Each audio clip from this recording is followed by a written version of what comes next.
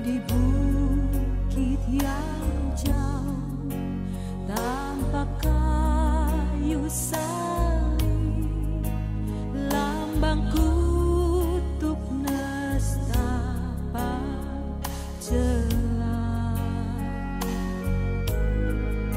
Salib itu terang, Tuhan Maha Kudus menebus umat manusia.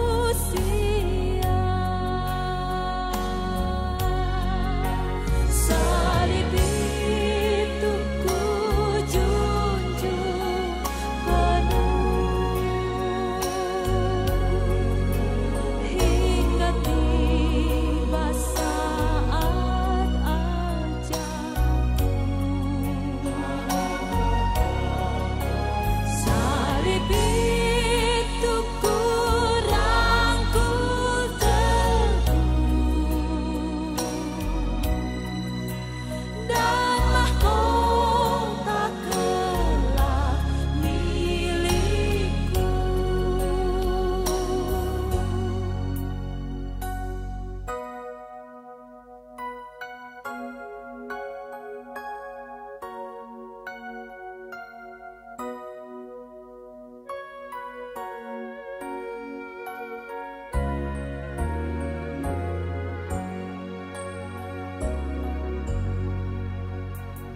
Setia tetap ikut jalan salib, meski diriku pun dicela.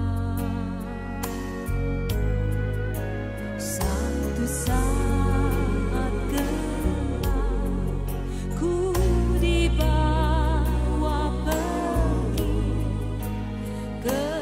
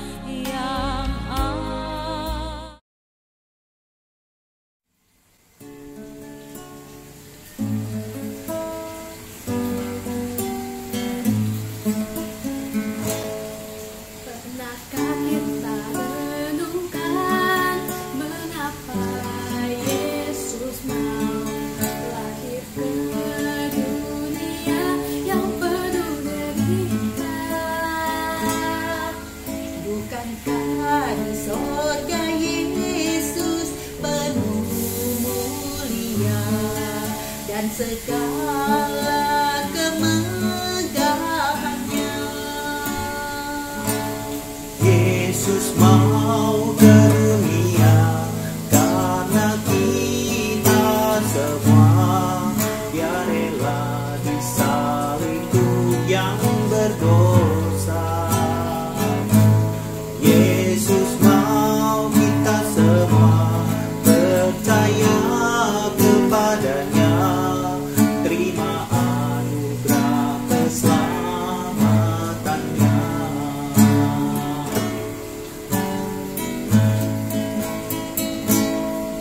Pernahkah kita renungkan mengapa Yesus mau lahir ke dunia yang penuh derita? Bukankah di sorga Yesus penuh mulia dan segala kemegahannya? Yesus mau ke dunia karena kita semua, Dia rela disalib untuk yang berdosa. Yesus mau kita semua percaya kepadanya, terima anugerah keselamatannya. Yesus mau ke dunia karena kita semua, Dia rela disalib untuk yang berdosa. Yesus mau kita semua percaya kepadanya, terima anugerah keselamatannya. Yesus mau kita semua percaya kepadanya, terima anugerah keselamatannya. Agar kita tidak binasa.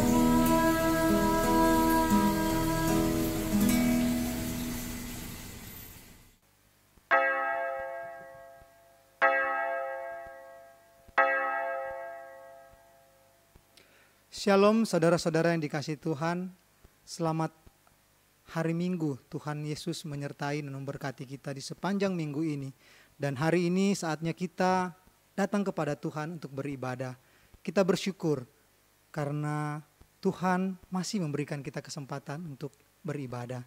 Mari saudara-saudara yang dikasihi Tuhan, jemaat yang dikasihi Tuhan, mari kita ambil waktu sejenak untuk memastikan supaya hati kita, diri kita sungguh-sungguh siap untuk beribadah. Mari kita mengambil saat teduh.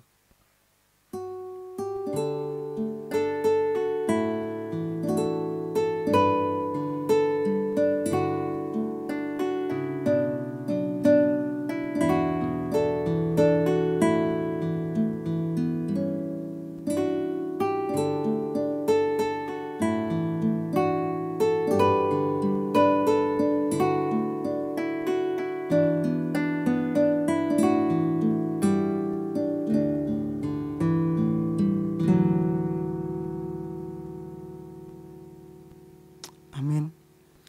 Jemaat yang dikasihi Tuhan, mari kita bangkit berdiri. Kita awali ibadah kita dengan penuh keyakinan bahwa pertolongan kita adalah dalam nama Tuhan yang menjadikan langit dan bumi. Turunlah kiranya atas kita sekalian anugerah dan damai sejahtera dari Allah Bapa dan Tuhan Yesus Kristus. Ayat panggilan ibadah diambil dari Mazmur nomor 5 ayat yang ke-8. Tetapi aku, berkat kasih setiamu yang besar, aku akan masuk ke dalam rumahmu, sujud menyembah ke arah baitmu yang kudus dengan takut akan engkau. Pujilah, puji namanya yang kudus, nama yang agung, nama yang mulia, nama Yesus yang disalib di Kalvari. Mari kita nyanyikan lagu ini. di salib Yesus di Kalvari sebagai pujian kita, penyembahan kita kepada Dia.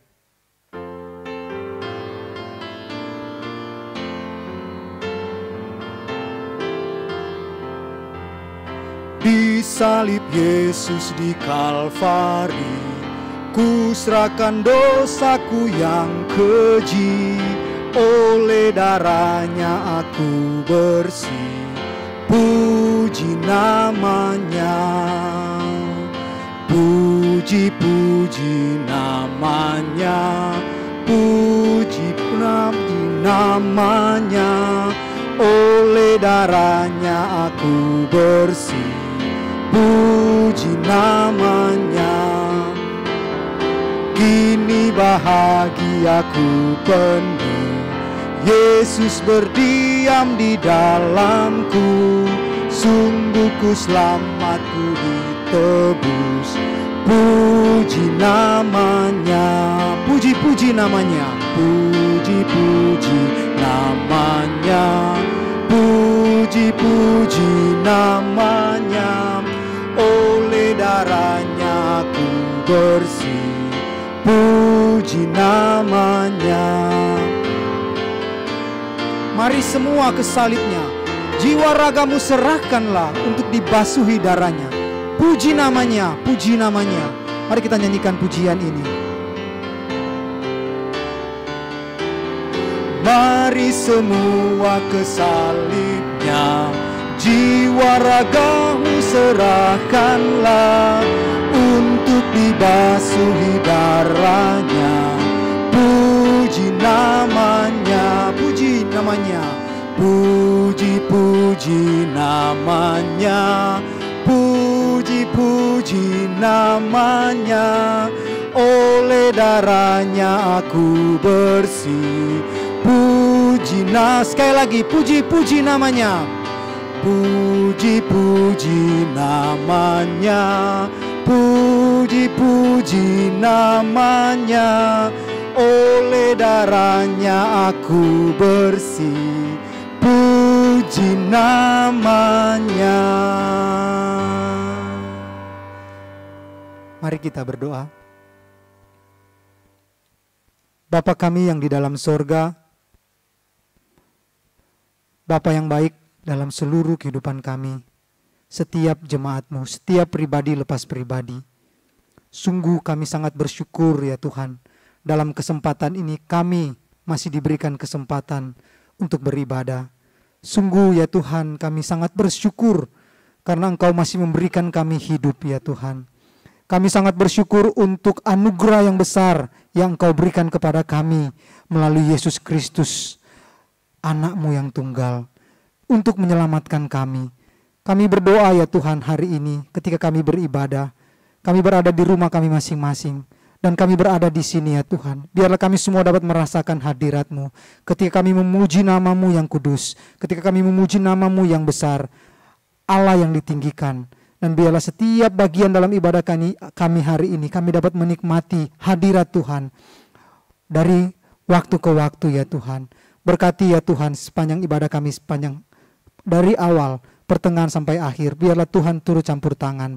Dan biarlah ya Bapa, ketika kami selesai ibadah, kami dapat mendapatkan berkat yang dari Tuhan. Terima kasih Bapa, di dalam nama Tuhan Yesus Kristus kami berdoa. Amin. Silakan duduk kembali. Mari kita masuk dalam pengakuan dosa.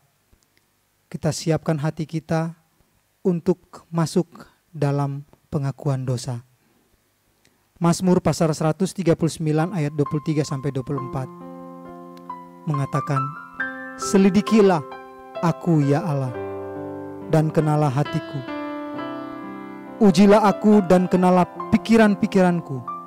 Lihatlah apakah jalanku serong, dan tuntunlah aku di jalan yang kekal."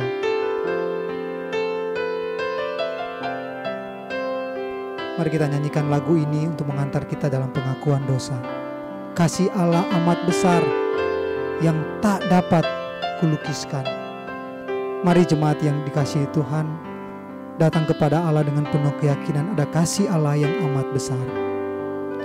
Kasih Allah amat besar yang tak dapat kulukiskan, lebih tinggi dari bintang, lebih dalam dari lautan. Meski Adam telah berdosa, Ia mengutus anaknya, agar kita damai dengannya, dosa diampuninya. Kasih Allah tak terduga, tinggi, dalam, dan luas, tetap teguh tak berubah sampai selama-lamanya. Dalam dunia yang tak tetap, takhta kuasa kan lenyaplah. Manusia menolak firman, berpaling pada berhala. Kasih Allah tak terduga dan teramat besar, menyatakan penebusan bagi orang berdosa. Kasih Allah tak terduga, tinggi, dalam, dan luas, tetap teguh tak berubah sampai selama-lamanya. Kasih Allah tak terduga, tinggi, dalam, dan luas, tetap teguh tak berubah sampai selama-lamanya.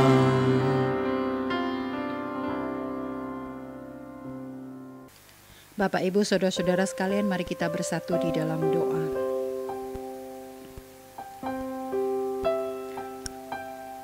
Bapa di dalam surga, saat ini sekali lagi, karena kasih dan anugerah Tuhan, kami memberanikan diri sekali lagi untuk datang kepada Tuhan. Tuhan, Engkau Allah yang Maha Tahu, yang mengetahui isi hati kami, pikiran kami, rencana-rencana kami. Kami mengakui ya Bapa,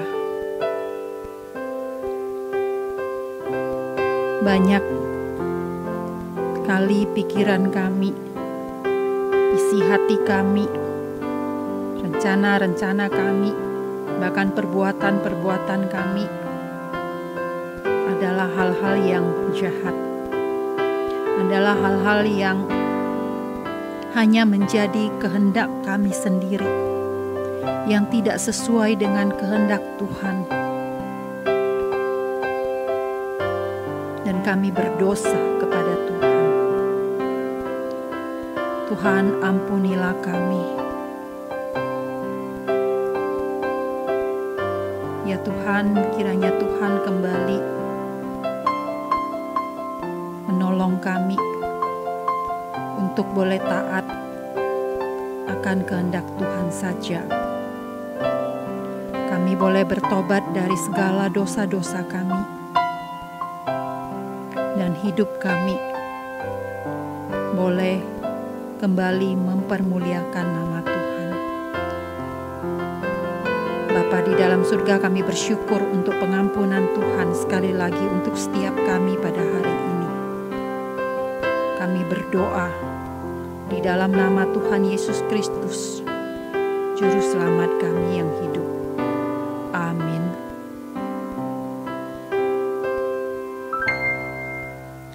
Bapak, Ibu, saudara-saudara sekalian, untuk setiap kita yang telah sungguh-sungguh mengaku dosa di hadapan Tuhan, hari ini ada janji pengampunan dosa untuk setiap kita dari Yesaya pasal 38 ayat yang ke-17. Sesungguhnya penderitaan yang pahit menjadi keselamatan bagiku. Engkaulah yang mencegah jiwaku dari lobang kebinasaan, sebab engkau telah melemparkan segala dosaku jauh dari hadapanmu. Amin. Jemaat yang dikasihi Tuhan, mari kita bangkit berdiri. Bersama dengan seluruh umat percaya di muka bumi dari segala abad dan tempat, kita ikrarkan pengakuan iman rasuli. Pengakuan iman rasuli. Aku percaya kepada Allah, Bapa yang Maha Kuasa, Khalik langit dan bumi, dan kepada Yesus Kristus, anaknya yang tunggal Tuhan kita, yang dikandung daripada Roh Kudus, lahir dari anak darah Maria, yang menderita sengsara di bawah pemerintahan Pontius Pilatus, disalibkan, mati dan dikuburkan, turun ke dalam kerajaan maut. Pada hari yang ketiga, bangkit pula dari antara orang mati, naik ke sorga, duduk di sebelah kanan Allah, Bapa yang Maha Kuasa, dan dari sana ia akan datang untuk menghakimi orang yang hidup dan yang mati. Aku percaya kepada Roh Kudus, gereja yang kudus dan am, persekutuan orang kudus, pengampunan dosa, kebangkitan tubuh, dan hidup yang kekal. Amin.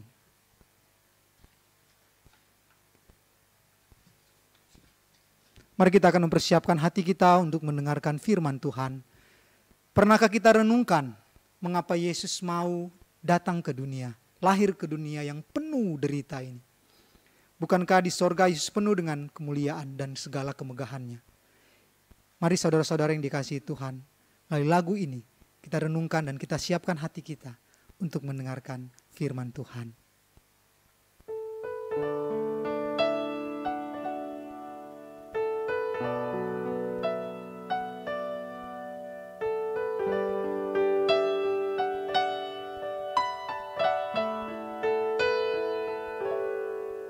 Pernahkah kita renungkan mengapa Yesus mau lahir ke dunia yang penuh derita? Bukankah di sorga Yesus penuh mulia dan segala kemegahannya? Yesus mau ke dunia karena kita semua. Dia rela disalib untuk yang berdosa.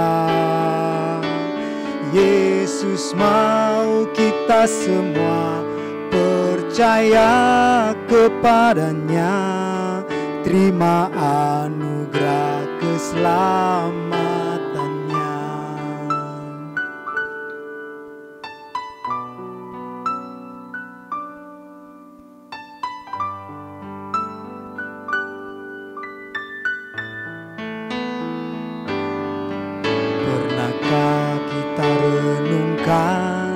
Mengapa Yesus mau lahir ke dunia yang penuh derita?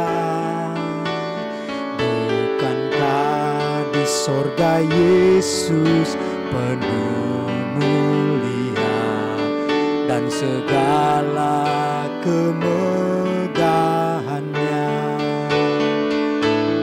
Yesus mau ke dunia karena kita semua.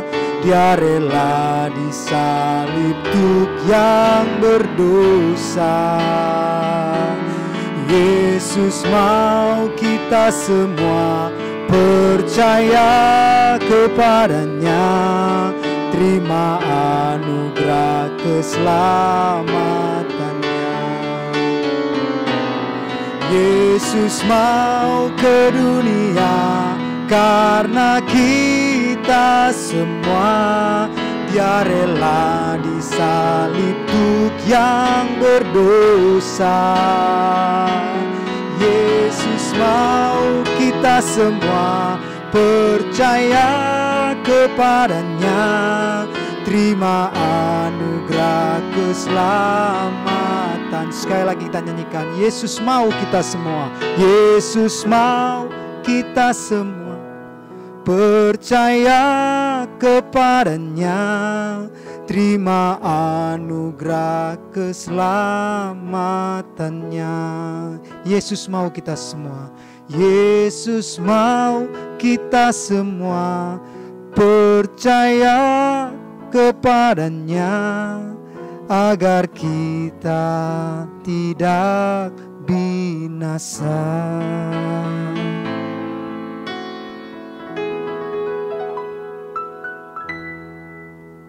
Shalom jemaat yang dikasihi oleh Tuhan, kita bersyukur karena Tuhan yang baik selalu beranugerah buat kita. Termasuk hari ini kita bisa kembali bersama-sama beribadah dan kita punya kesempatan untuk merenungkan firman Tuhan. Mari terlebih dahulu kita berdoa memohon pertolongan Tuhan sebelum kita membaca dan merenungkan firman Tuhan. Mari kita berdoa.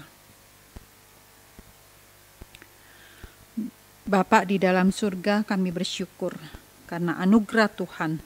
Hari ini sekali lagi kami punya kesempatan merenungkan firman Tuhan. Kiranya Tuhan memberkati hamba-Mu yang menyampaikan dan kami semua yang Tuhan kasihi yang mendengarkan. Agar kami sama-sama boleh ditegur, boleh diubah, diperbaharui sehingga hidup kami makin hari boleh makin memperkenankan hati Tuhan. Kiranya Allah Roh Kudus menuntun dan menolong kami. Demi nama Tuhan Yesus Kristus kami berdoa. Amin. Bapak Ibu Saudara-saudara sekalian, saya ingin mengajak Bapak Ibu Saudara memperhatikan satu bagian firman Tuhan dari Matius pasal 26 ayat 17 sampai ke 25. Matius pasal 26 ayat 17 sampai yang ke 25. Saya akan membacakan bagian ini buat Bapak Ibu Saudara sekalian. Matius 26 ayat 17 sampai ke 25. Pada hari pertama dari hari raya roti tidak beragi, datanglah murid-murid Yesus kepadanya dan berkata, "Di mana engkau kehendaki kami mempersiapkan perjamuan Paskah bagimu?" Jawab Yesus, "Pergilah ke kota kepada si Anu dan katakan kepadanya, pesan guru, waktuku hampir tiba. Di dalam rumah mula aku mau merayakan Paskah bersama-sama dengan murid-muridku." Lalu murid-muridnya melakukan seperti yang ditugaskan Yesus kepada mereka dan mempersiapkan Paskah. Setelah hari malam, Yesus duduk makan bersama-sama dengan ke-12 murid itu. Dan ketika mereka sedang makan, ia berkata, "Aku berkata kepadamu, sesungguhnya seorang di antara kamu akan menyerahkan aku." Dan dengan hati yang sangat sedih berkatalah mereka seorang demi seorang kepadanya, "Bukan aku ya Tuhan." Ia menjawab, "Dia yang bersama-sama dengan aku mencelupkan tangannya ke dalam pinggan ini, dialah yang akan menyerahkan aku. Anak manusia memang akan pergi sesuai dengan yang ada tertulis tentang dia. Akan tetapi celakalah orang yang olehnya anak manusia itu diserahkan. Adalah lebih baik bagi orang itu sekiranya ia tidak dilahirkan." Yudas yang hendak menyerahkan dia itu menjawab katanya, "Bukan aku ya Rabi." Kata Yesus kepadanya, "Engkau telah mengatakannya." Bapak Ibu Saudara-saudara sekalian yang dikasihi oleh Tuhan, saya ingin memperlihatkan sebuah lukisan kepada Bapak Ibu Saudara sekalian. Jemaat yang kekasih, pernah lihat lukisan ini? Saya yakin sebagian besar dari Bapak Ibu Saudara-saudara sekalian sudah pernah lihat lukisan ini. Bahkan mungkin lukisan ini ada di dalam rumah Bapak Ibu Saudara-saudara sekalian. Atau Bapak Ibu juga sering melihat lukisan ini di rumah-rumah orang Kristen lainnya. Ya, Bapak Ibu, lukisan ini adalah lukisan yang dilukis oleh Leonardo da Vinci. Ya, pada akhir abad ke-15 sekitar tahun 1495 sampai 1498. Jadi sudah sampai saat ini sudah sekitar 500 tahun saudara-saudara. Ya, lukisan ini merupakan salah satu lukisan yang paling terkenal di dunia ya, selain Mona Lisa dan lukisan-lukisan yang lainnya. Nah, dalam lukisan yang berjudul The Last Supper atau perjamuan terakhir ini, saudara-saudara, Leonardo da Vinci melukiskan gambaran kira-kira kondisi pada saat makan malam terakhir Tuhan Yesus bersama dengan murid-muridnya sebelum Tuhan Yesus disalibkan pada waktu itu. Bapak Ibu Saudara-saudara, sebenarnya lukisan yang dibuat oleh Leonardo da Vinci ini bukanlah satu-satunya lukisan perjamuan terakhir yang ada di dunia. Ada banyak lukisan perjamuan terakhir yang dibuat oleh pelukis-pelukis yang lain. Tetapi lukisan Leonardo da Vinci adalah lukisan pertama yang menggambarkan di mana Yudas Iskariot, murid yang mengkhianati dia, itu duduk pada sisi yang sama dengan Tuhan Yesus dan murid-muridnya yang lain. Sebelumnya saudara-saudara, lukisan perjamuan yang terakhir itu menempatkan Yudas itu duduknya sendirian, berseberangan dari Tuhan Yesus dan yang lainnya. Jadi seperti dikucilkan begitu ya. Jadi jemaat yang kekasih, saya pikir lukisan Leonardo da Vinci ini bukan saja sebuah lukisan yang indah, tetapi lukisan ini juga mengingatkan kita semua akan kasih Tuhan Yesus kepada orang yang berdosa. Tuhan Yesus bukanlah Tuhan yang pendendam, yang ketika dia mendapati umatnya melakukan kesalahan, mengkhianati dia, berdosa, dia lalu menyingkirkan orang itu, lalu membuang kita begitu saja. Saudara-saudara, Tuhan Yesus adalah Allah yang Maha Kasih. Ketika dia mendapati umatnya berdosa atau merencanakan untuk berbuat dosa, dia memberi peringatan kepada kita supaya kita bertobat dan tidak jatuh di dalam dosa. Bapak Ibu Saudara sekalian, dari firman Tuhan yang tadi sudah kita baca dari Matius pasal 26 ayat 17 sampai ke 25, saudara-saudara sekalian, kita ketahui bahwa pada malam perjamuan terakhir antara Tuhan Yesus dan murid-muridnya itu, ketika sedang asik-asik makan bersama begitu, tiba-tiba Tuhan Yesus mengatakan dalam Matius pasal 26 ayat yang ke-21, "Aku berkata kepadamu, sesungguhnya seorang di antara kamu akan menyerahkan aku." Saudara, kata seorang di antara kamu akan menyerahkan aku. Artinya apa? Artinya orang yang akan mengkhianati Tuhan Yesus adalah salah seorang dari 12 murid-murid Tuhan Yesus itu. Saudara, sontak pernyataan Tuhan Yesus ini membuat mayoritas murid itu semua yang lainnya itu terkejut luar biasa. Mungkin juga termasuk yang Yudas yang mengkhianati dia. Saudara, Leonardo da Vinci menggambarkan dalam lukisannya tentang kekhawatiran, tentang kebingungan murid-murid setelah Tuhan Yesus mengumumkan hal itu.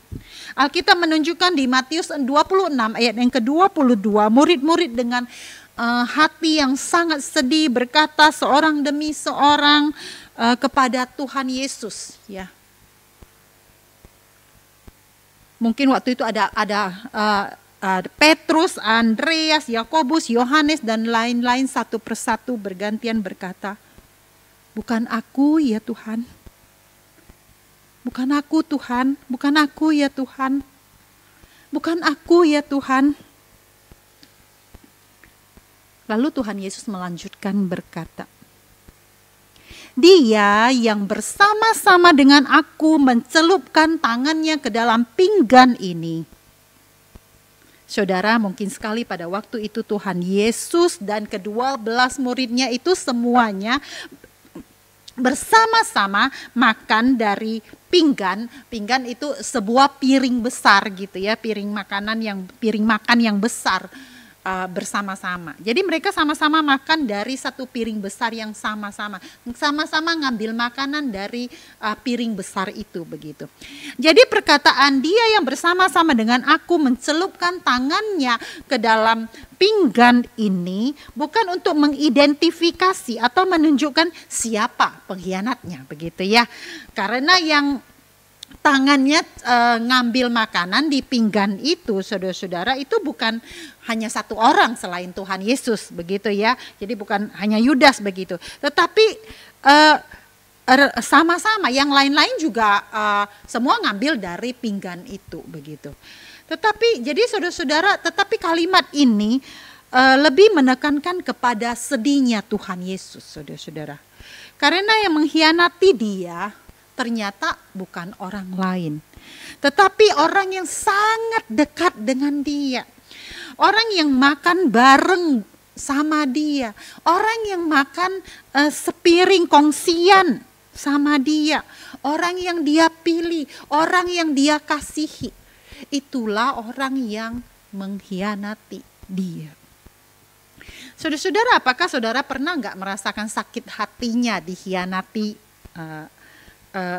merasakan sakitnya dikhianati begitu saudara? Saudara-saudara, akhir-akhir ini banyak orang yang tertipu ketika bermaksud menolong orang lain yang sedang kesusahan. Niat baik menolong orang yang susah, ujung-ujungnya ketipu. Nomor HP-nya dihack, kemudian dipakai untuk melakukan penipuan uang kepada rekan-rekan, kepada keluarga atau kepada orang-orang yang ada di WA group orang yang menolongnya tadi. Saudara-saudara, dikhianati oleh orang yang tidak dikenal saja gitu ya, tetapi yang mau kita tolong begitu, itu sudah menyakitkan saudara-saudara ya, udah bikin sebal banget begitu ya. Apalagi yang mengkhianati ternyata adalah orang yang kita kenal, yang dekat dengan kita, yang kita sayangi, yang setiap hari bareng kita, apa-apa cerita kepada dia, ternyata dialah yang tusuk kita dari belakang. Saudara, mungkin itu kawan kita gitu ya, mungkin kita baik sama dia, kawan kuliah kita misalnya ya, kita bantuin dia tuh cari bahan buat materi makalahnya, buat penelitiannya gitu ya. Tiba-tiba dia mengkhianati kita yang dia tuduh mencuri bahan penelitian dia misalnya begitu ya. Wah, sakit hati tidak saudara? Mungkin saudara punya teman akrab di kantor yang sering Anda bantu ya ketika dia punya masalah gitu ya. Ketika lagi nggak ada duit, ya minjam duitnya atau minta duitnya ke saudara begitu. Tapi ternyata dia adalah orang yang melaporkan hal-hal yang buruk tentang saudara kepada bos begitu.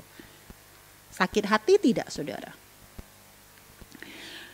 Mungkin kawan kita, saudara, kawan baik kita percaya, kita pikir dia tempat curhat kita satu-satunya.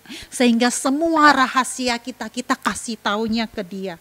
Ternyata dia berkhianat.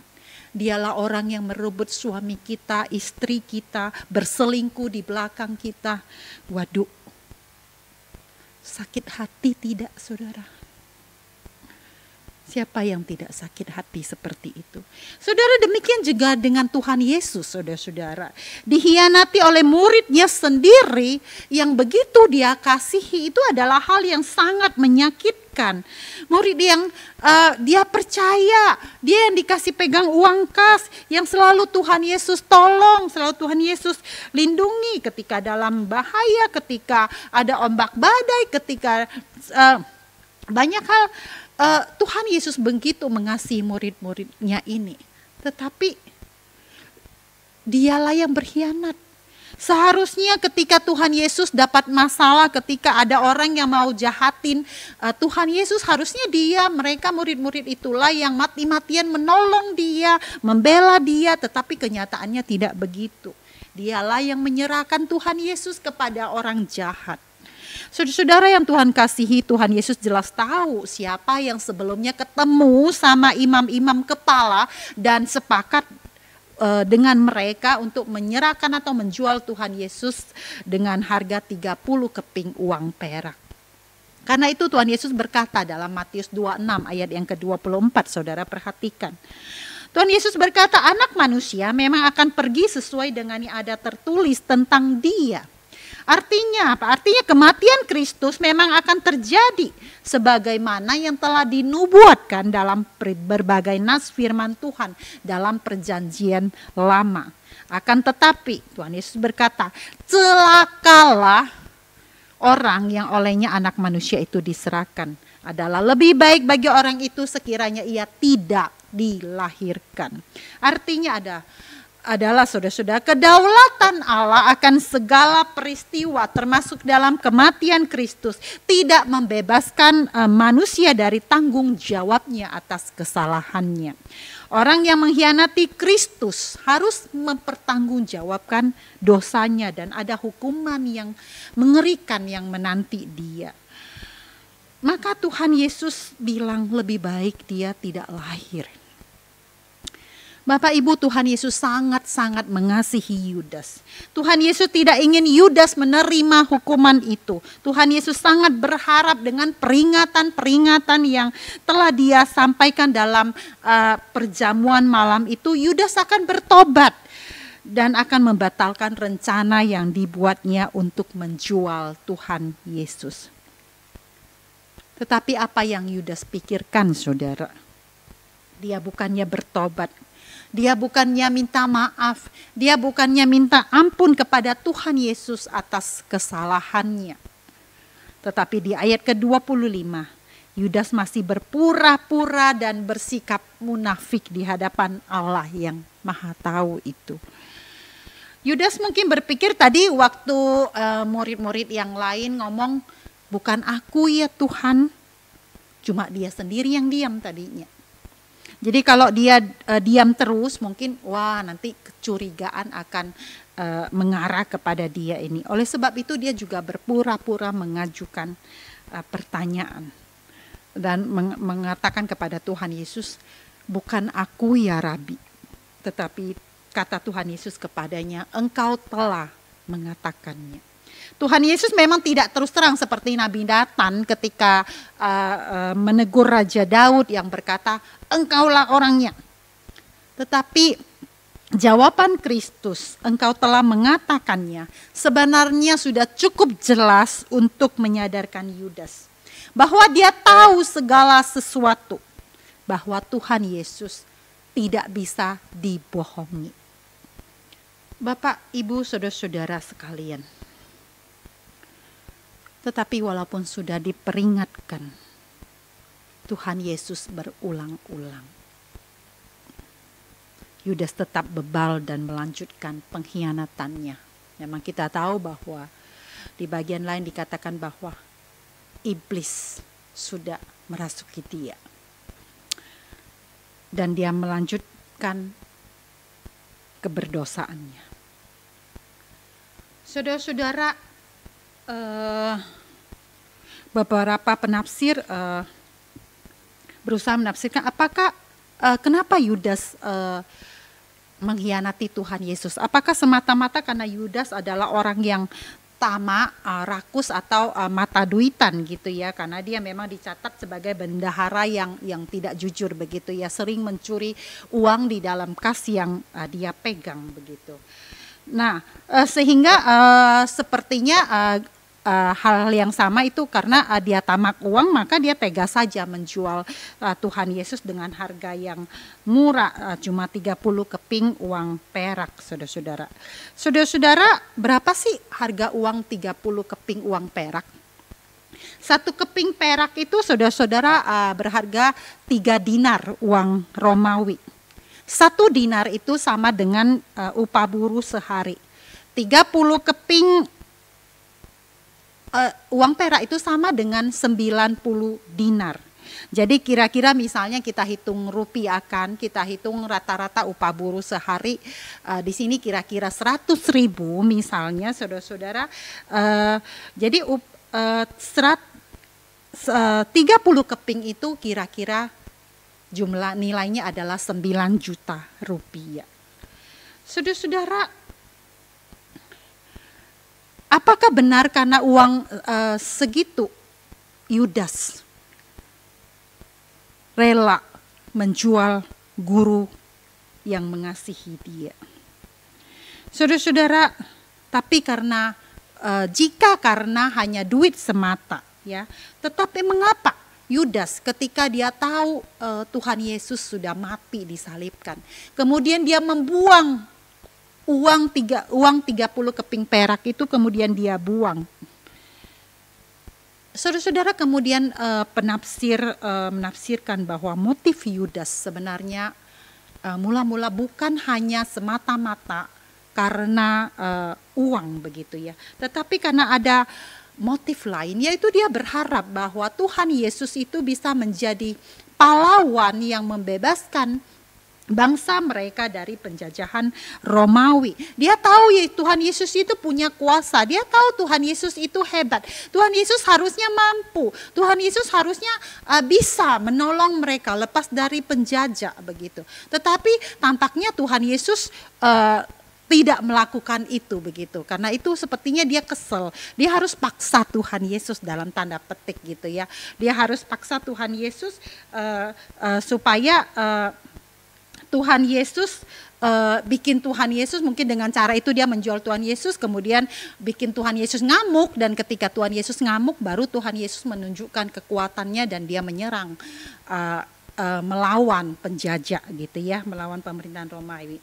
Tetapi ternyata apa yang diperkirakan oleh Yudas itu salah. Ternyata Tuhan Yesus tidak melakukan apa yang dikehendaki oleh dia. Walaupun Tuhan Yesus tidak hanya taat kepada Bapaknya, Tuhan Yesus ketika di atas kayu salib, dia seperti domba yang keluh yang dibawa ke pembantaian. Tuhan Yesus mati di kayu salib. Tetapi bukan karena dia tidak mampu melawan. Ada satu pernyataan, Tuhan Yesus bukan tidak bisa turun dari salib karena paku yang besar, tetapi karena kasih-Nya yang besar kepada umat manusia, engkau dan saya. Tuhan Yesus tidak turun dari salib supaya engkau dan saya bisa diselamatkan. Saudara, Tuhan Yesus tidak melakukan apa yang Yudas mau. Akhirnya Yudas bunuh diri. Dosa Petrus yang menyangkal Tuhan Yesus tidak lebih ringan daripada pengkhianatan Yudas. Tetapi bedanya adalah ketika Petrus menyadari kesalahannya, dia bertobat dan dia mendapat pengampunan dan pemulihan dari Tuhan. Yudas sempat menyesali perbuatan Yudas, ya dia buang itu uang, tetapi ketika Tuhan Yesus mati disalibkan, tetapi dia tidak bertobat, dia tidak minta ampun kepada Tuhan, dia malah pergi bunuh diri. Hidupnya berakhir tragis dan menyedihkan. Bapak, Ibu, saudara-saudara, apakah kita seringkali juga memaksakan kehendak kita kepada Tuhan? Kita ingin Tuhan yang ikut kehendak kita. Dan ketika Tuhan seolah-olah tidak mengikuti apa yang kita mau, apa yang kita doakan, kita pun mengkhianati Dia dengan cara kita melakukan apa yang menjadi kehendak kita sendiri saja. Kita melakukan dosa demi dosa. Saudara, dosa apa yang engkau dan saya sembunyikan hingga pada saat ini? Adakah hal yang saudara dan saya pikir Tuhan tidak tahu? Saudara-saudara, Tuhan ingin engkau dan aku bertobat. Mari kita saat ini introspeksi diri. Kita tanya kepada diri kita sendiri. Dosa apa yang kita sembunyikan dalam hidup kita? Adakah berkali-kali kita sudah mendapat peringatan demi peringatan dari Tuhan akan kesalahan kita? Baik itu melalui hamba Tuhan, melalui firman Tuhan yang kita baca, yang kita dengar, melalui keluarga, melalui orang-orang lain, atau melalui berbagai peristiwa. Tetapi tetap kita bebal dan tidak mau bertobat. Saudara-saudara, kita mungkin sudah mendapat peringatan dari Tuhan ketika kita mau berbuat dosa, ketika kita mau melakukan hal yang curang, ketika kita tidak jujur, ketika kita mulai berselingkuh, ketika kita mulai tidak setia pada pasangan, ketika kita mulai lari dari jalan-jalan Tuhan. Tuhan sudah mulai buat hati kita gelisah. Tuhan sudah mulai buat hati kita tidak damai sejahtera. Tuhan sudah bikin hati kita tidak sukacita karena itu. Itu seharusnya sudah menjadi peringatan, menjadi alarm buat kita supaya kita bertobat dan kembali kepada jalan Tuhan. Saudara-saudara, Tuhan memberi peringatan demi peringatan kepada engkau dan saya karena Tuhan sayang kepada engkau dan saya. Tuhan tidak ingin engkau dan saya jatuh di dalam dosa. Jangan seperti Yudas yang mengabaikan peringatan dari Tuhan. Yang sudah diperingatkan dosanya tetapi masih berpura-pura, masih sok suci dan masih munafik di hadapan Tuhan. Jangan lupa saudara, Dia Allah yang Maha Tahu. Mari saat ini saudara-saudara, kita rendahkan diri di hadapan Allah yang Maha Tahu ini. Mari kita sesali dosa-dosa kita dan kita bertobat, dapatkan kembali kasih dan pengampunan-Nya. Tuhan Yesus datang memang bukan untuk orang yang benar, tapi untuk orang berdosa. Untuk kita yang berdosa lah Dia datang ke dunia menjadi manusia. Dan bahkan mati di kayu salib untuk membayar hutang dosaku dan dosamu. Tetapi hanya dengan bertobat dan percaya kepada Tuhan Yesus Kristus, maka kita akan boleh mendapatkan pengampunan Tuhan, mendapatkan keselamatan dan hidup yang kekal. Saudara-saudara, Tuhan Yesus mengasihi engkau dan saya. Dia tidak mau engkau dan saya binasa. Dia mau kita selamat dan mendapat hidup yang kekal. Dia mau kita bertobat. Kita percaya kepadanya dan kita taat kepada Dia. Mari kita berdoa. Bapa di dalam surga, kami bersyukur atas firman Tuhan kepada kami hari ini. Kami bersyukur atas peringatan demi peringatan yang Tuhan berikan kepada kami ketika kami sudah jatuh di dalam dosa atau kami hampir jatuh dalam dosa. Tolong kami untuk selalu peka akan peringatan Tuhan, bukan mengabaikannya. Tolong kami untuk segera bertobat ketika kami diingatkan. Terima kasih ya Bapa. Terima kasih untuk kasih dan kebaikan Tuhan untuk kami. Terima kasih untuk Tuhan yang telah rela mati bagi kami di atas kayu salib untuk menyelamatkan kami. Terima kasih Tuhan. Di dalam nama Tuhan Yesus Kristus kami bersyukur, kami berdoa. Amin. Kita semua diberkati dengan satu kebenaran firman Tuhan yang telah disampaikan. Nah, respon kita mari melihat lagi salib hina, kemuliaan Tuhan yang ada di salib Kristus. Juga kita akan sambil memberikan persembahan. Persembahan dapat diberikan sesuai dengan cara-cara yang ada di layar saudara. Bisa lihat pada layar TV saudara. Atau nanti setelah ibadah juga akan ditampilkan. Kita akan memberikan persembahan dengan menyanyikan satu lagu. Di Bukit Golgota tampaklah salibnya. tanda hina dan derita. Yesus anak Allah besarlah kasih-Nya. Maka kutinggikan salibnya sampai ku berjumpa dengan Dia. Ku mau tanggung salib hina, kan diganti mahkota mulia.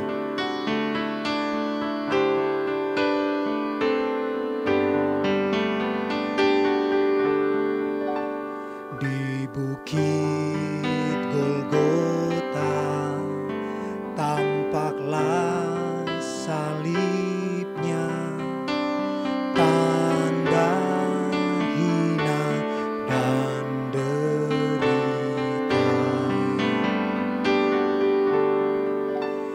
Yesus anak Allah, besarlah kasih-Nya, rela mati bagi manusia. Maka ku tinggikan salibnya sampai ku berjumpa dengan Dia. Ku mau tanggung salib yang hina,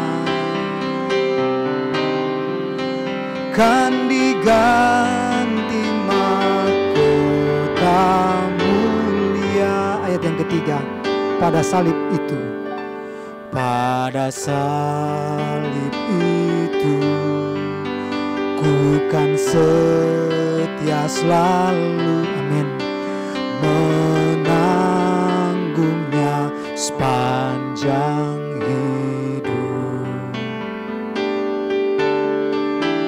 Ya akan datang pula, bawaku padanya ke rumahnya yang penuh mulia.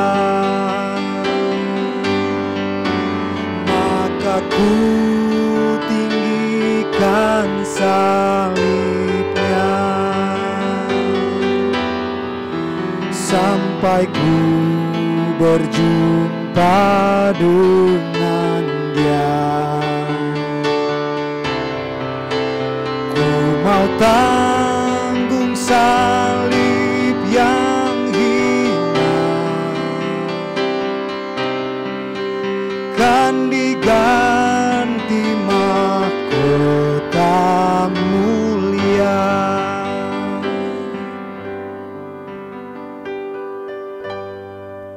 Mari kita berdoa. Allah Bapa kami yang ada di dalam surga, persembahan yang kami berikan tidak sebanding dengan apa yang sudah Engkau berikan kepada kami. Namun biarlah Engkau memberkati setiap pemberian kami ini ya Tuhan, agar dapat dipakai untuk kemuliaan nama Tuhan, untuk pekabaran Injil, untuk melebarkan kerajaan surga di kota ini, di daerah ini ya Tuhan. Bapa kami yang di dalam surga, kami tahu ya Tuhan, lebih dari itu kami perlu mempersembahkan tubuh, jiwa, roh kami sebagai persembahan yang hidup, yang kudus dan yang berkenan kepada Engkau. Dengan mau menanggung salib hina itu sendiri ya Tuhan, untuk digantikan dengan mahkota kelak ketika kami berhadapan dengan Engkau dalam kemuliaan. Bapa kami yang baik, terima kasih ya Tuhan untuk ibadah kami hari ini. Terima kasih ya Tuhan untuk pekerjaan, usaha kami yang kami jalani selama ini ya Tuhan. Di tengah-tengah segala kesulitan dan pergumulan yang kami hadapi ya Tuhan. Biarlah Tuhan senantiasa menyertai kami, memberkati kami ya Tuhan. Biarlah tangan Tuhan terus campur tangan, terus memberkati setiap apa yang kami kerjakan, apa yang kami usahakan, supaya kami dapat memperoleh berkat melalui itu semua ya Tuhan. Terima kasih Bapa kami yang baik. Terima kasih ya Tuhan, ini persembahan kami. Kami berikan di dalam nama Tuhan kami Yesus Kristus. Haleluya. Amin. Shalom Bapak Ibu Saudara-saudara sekalian. Kita bersyukur hari ini karena kita bisa kembali beribadah bersama-sama di minggu terakhir dari bulan Maret. Ya, sudah setahun lamanya kita tidak beribadah bersama-sama di gereja. Tentu ini menjadi hal yang sangat menyedihkan bagi kita semua ya. Kita semua berharap dalam waktu yang dekat, dalam waktu tidak lama lagi kita akan kembali bisa bersama-sama beribadah di gereja. Kami terus berharap Bapak Ibu mendukung dalam doa supaya segala sesuatu dapat dipersiapkan dengan baik dan kita akan kembali dapat beribadah di gereja bersama-sama, tentu dengan protokol kesehatan yang harus dengan sangat-sangat ketat ya, supaya demi kebaikan kita bersama. Ya, baik Bapak Ibu saudara-saudara sekalian, saat ini ada beberapa warta yang ingin saya sampaikan. Bapak Ibu, dalam rangka Jumat Agung dan Paskah ya, gereja mengadakan doa 7 hari ya Bapak Ibu, sebagai rangkaian ibadah Prapaskah yang akan dimulai pada Senin besok tanggal 29 Maret sampai dengan 4 April nanti ya. Kita akan bersama-sama mengikuti ibadah ini setiap hari dari channel YouTube GKY Mangga Besar Jakarta. Nah, saudara-saudara, itu termasuk ibadah Jumat Agung hari Jumat nanti hari Jumat tanggal 2 pukul 9 pagi. Kemudian Paskah hari Minggu tanggal 4 April sebanyak 3 kali ibadah. Bapak Ibu, untuk keterangan lebih lanjut nanti Bapak Ibu dapat melihat dalam tayangan yang nanti akan kami tayangkan ulang nanti di akhir ibadah ini lagi nanti ya. Kemudian juga Bapak Ibu nanti dapat melihat ada tayangan dari foto-foto calon tetap majelis GKY Mangga Besar. Tolong Bapak Ibu mendoakan saudara-saudara Bapak Ibu calon anggota majelis untuk periode yang akan datang. Biarlah mereka semua Tuhan yang pimpin, mana nanti akan terpilih menjadi pemimpin-pemimpin gereja kita untuk periode ke depan. Ya, kemudian juga Bapak Ibu tolong bantu doakan untuk proses pemilihan majelis nanti tanggal 11 April, biarlah semuanya dapat berjalan dengan baik dan lancar. Ya, Bapak Ibu, kita untuk info-info lainnya nanti Bapak Ibu dapat kembali melihat di tayangan akhir setelah ibadah ini ya, untuk Bapak Ibu yang terus membutuhkan pelayanan, membutuhkan dapat mengajukan pertanyaan dan lain-lain, dapat menghubungi saya ataupun Guru Injil Yohana Priska ya. Demikian pengumuman saya sampai di sini Bapak Ibu saudara sekalian. Kita akan mengakhiri ibadah kita pada hari ini. Dengarkanlah ayat pengutusan yang diambil dari Mazmur 25 ayat yang ke-10. Segala jalan Tuhan adalah kasih setia dan kebenaran bagi orang yang berpegang pada perjanjiannya dan peringatannya. Doksologi.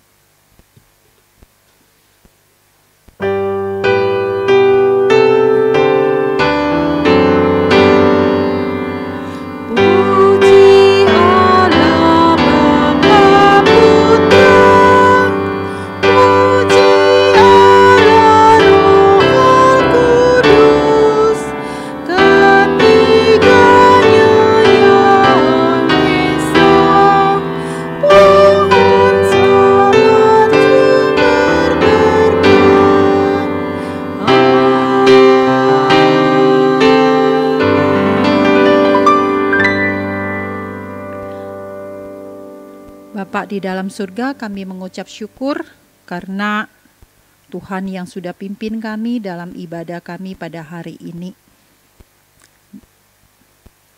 Sebentar lagi kami akan selesai dalam ibadah ini, tetapi biarlah Tuhan terus tolong kami dalam kehidupan kami hari lepas hari. Kami tetap terlekat dengan Tuhan. Kehidupan kami boleh menjadi ibadah, menjadi persembahan yang harum bagi Tuhan. Tuhan tolong kami.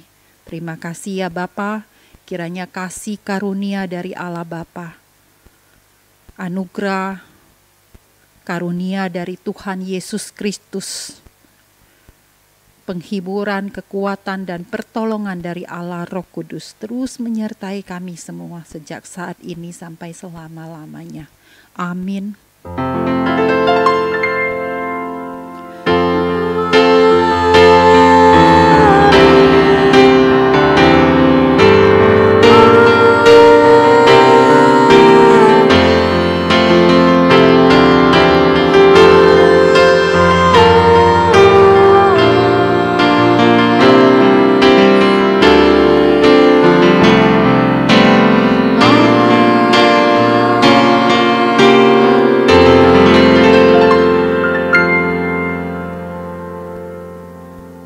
Ibadah kita selesai, silakan Bapak Ibu ambil waktu teduh di hadapan Tuhan. Tuhan memberkati Bapak Ibu Saudara sekalian.